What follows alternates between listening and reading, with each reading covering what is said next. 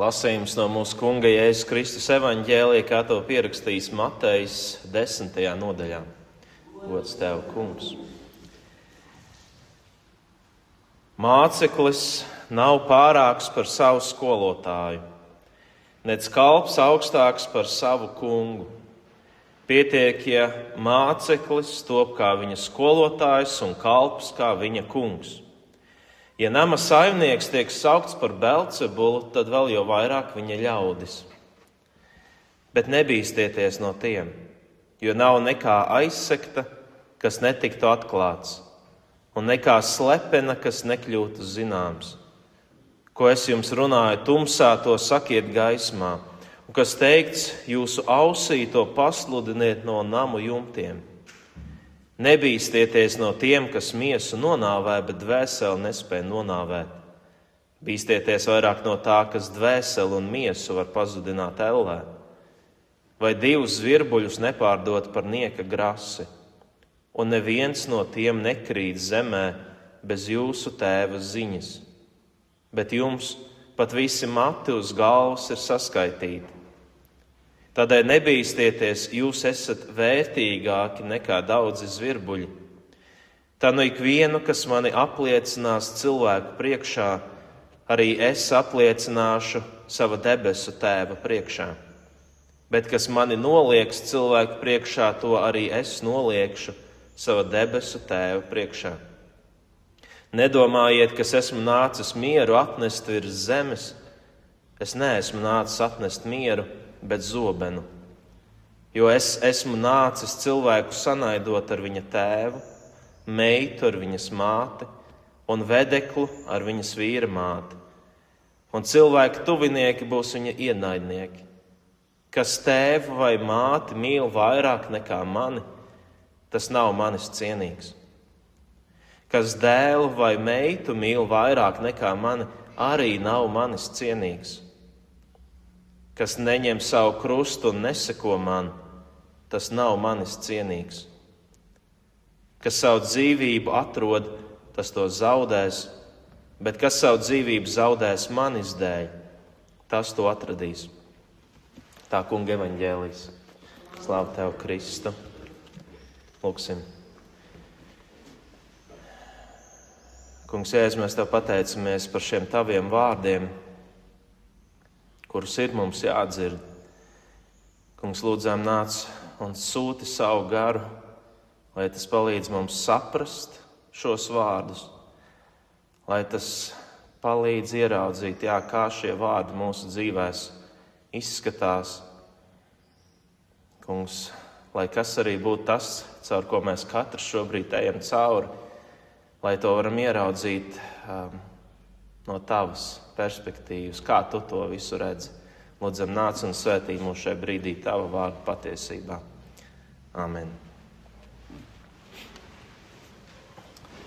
Iesākšu uzreiz ar vienu jautājumu. Vai starp jums ir kādi, kuri gribētu līdzināties Jēzum, kuri gribētu kļūt arvien līdzīgāk viņam?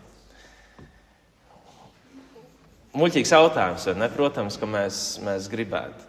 Un pat daudzi no tiem cilvēkiem, kas neatzīst, kas netic, ka Jēzus ir glābējs, ka viņš ir Dieva dēls, pat daudzi no viņiem atzīst to, ka Jēzus bija ļoti labs paraugs tam, kādam būtu jābūt cilvēkam.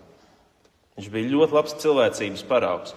Viņš rūpējās par trūcīgajiem, viņš rūpējās par atstumtajiem, viņš mācīja piedot saviem pārdarītājiem, viņš iestājās pret netaisnību, pret liekulību, viņš nekāroja pēc savas slavas, viņš nedzinās pēc citu cilvēku uzmanības.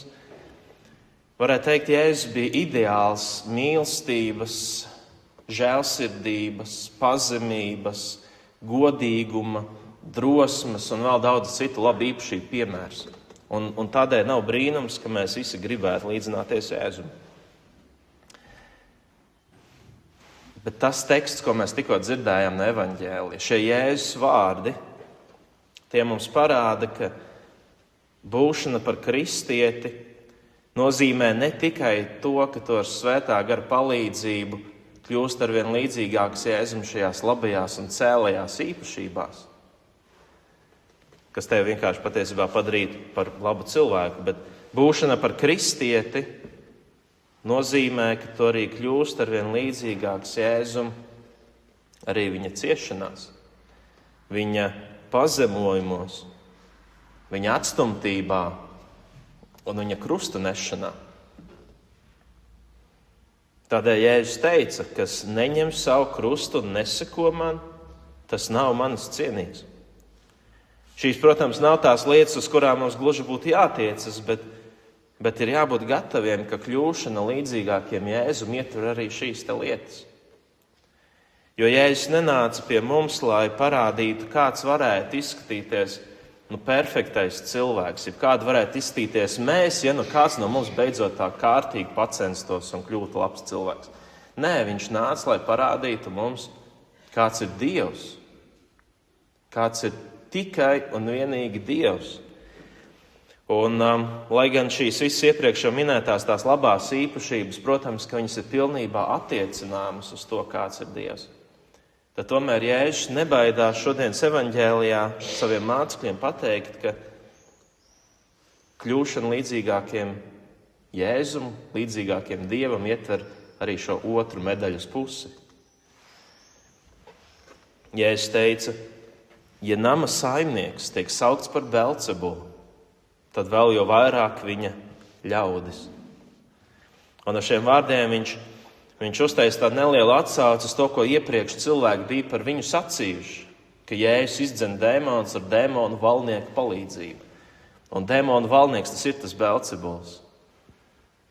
Jēzus saka, ja par mani tā cilvēki domā un visu kaut kur apkārt runā, tad nebrīnieties, ka arī pret jums būs kādi cilvēki, kas runās līdzīgos veidos un teiks, ka šitie gan ir kaut kādi sektanti, prātu izkūkojušie, no dzīves neko nesaprotošie cilvēki. Jo māceklis ne ar ko nav labāks par savu skolotāju. Kristietis ne ar ko nav labāks par Kristu, kuram viņš seko. Un ja pret Jēzu tā izturējās, tad kristietim tas patiesībā var būt pat kā pagodinājums, ja arī pret tevi ticības dēļ kāda izturas tāpat kā pret Jēzu izturējās. Un tiešām jaunajā derībā mums ir pat piemēri. Piemēram, apostols Pāvils, viņš vēstulē romiešiem raksta, mēs teicam sevi laimīgus arī savās ciešanās. Zinādami, ka ciešanas rada izturību, izturība pastāvību, pastāvība cerību, bet cerība nepamet kaunā. Tātad Pāvils aicina katru reizi, ka mēs esam šajās ciešanās, aicina paraudzīties pāri šīm ciešanām un ieraudzīt, ka tam, ko es šobrīd piedzīvoju, tam, kas šobrīd manā dzīvē notiek, kam es eju cauri, tam to nozīme, kāpēc tas viss ir bijis vajadzīgs, varbūt ieraudzīšu tikai pēc kāda laika. Tas būs man izdarījis kaut ko tādu, ko vēlāk es varēšu ieraudzīt kā iegūmu priekš sevis. Un arī apostols Pēters vienā no savām vēstulēm viņš saka, mīļotie, uguns svelni, kas nāk pār jums kā pārbaudījums, neuzlūkojiet par kaut ko svešu. Tā it kā jums atgadījies būt kaut kas nejauši. Priecājieties, ka jums ir daļa pie Kristus ciešanām, lai arī tad, kad atklāsies viņa godība, jūs līksmotos nebeidzamā priekā. Tātad Pēters saka, ka tad, kad tu saskaries ar kādu pārbaudījumu, kad kāds kaut ko nepatīkamu pasaka par tavu ticību, kad tu jūties aizskarts vai pazemots ticības dēļ, tad nebrīnies, tā ir kā tas būtu kaut kas jauns un negaidīts. Velns neko jaunu jau neizdomā šajā pasaulē. Mēs dzirdējām evaņģēlijā, ka Jēzus par to jau bija brīdinājums, ka tā tas notiks. Bet tā vietā mēs labāk priecāsimies, ka caur ciešanām mēs tiekam pagodināti, mēs tiekam atrasti kā cienīgi būt līdzdalīgi Kristus ciešanās. Kristietim tas ir pagodinājums, jo mēs kļūstam arvien līdzīgāk Jēzum caur to visu. Caur ciešanām mēs bieži vien kļūstam tuvāk Jēzum. Un visbiežāk tieši ciešanas, kā arī 2. lasījumā mēs dzirdējām, ka tieši caur to nomiršanu Kristū mēs piedzīvam arī to dzīvību Kristū. Caur šīm ciešanām šai pasaulē mēs arī tās labās īpašības arvien labāk sevī varēsim pamanīt. Un tas ir pats svarīgākais, ka visu nosaka nevis tas, vai ar tevi notiek dzīvē labas lietas vai sliktas lietas, bet visu nosaka tas, kam tu piederi. Tas ir pats svarīgākais. Un mēs zinām, ka mēs piederam Kristum. Šo saku, jo bieži vien cilvēki vērtē savu dzīvi pēc tā, kas ir tajā noticis. Ja cilvēks ir savā dzīvē piedzīvojis daudz tādas labas un skaistas lietas, tad tiek uzskatīts, dzīve ir izdevusies. Bet, ja kāds ir piedzīvojis smagas slimības vai daudz ciešanas, tad reizēm ir pat tā, ka atrodas kādi, kas saka, ka tavs Dievs tevi ir pametis. Šis nu gan ir Dieva atstāts. Reizēm kāds tā saka. Bet tā tas nav. Svarīgāk par to, kas ar tevi notiek, ir tas, kam tu piederi. Un visi tie cilvēki, kas ņirgājas par ticīgajiem, kas ir Kristus, varētu teikt, ienaidnieki, viņi nesaprot to, ka svarīgāk ir tas, kam tu piederi. Un Jēzus saka, nebīstieties no tiem. Nebīstieties no tiem, kas jums dara pāri, kas miesu var nonāvēt, bet dvēseli nespēja nonāvēt. Jā, viņi var jums pateikt kaut ko sāpīgu, varbūt tas sāpēs vēl ilgi, kādi var pat nodarīt pāri fiziski, ko īpaši pirmajos gadsimtos kristieši piedzīvo, un joprojām pasaulē ir kādi, kas piedzīvo arī fiziskus pārdarījumus ticības dēļ.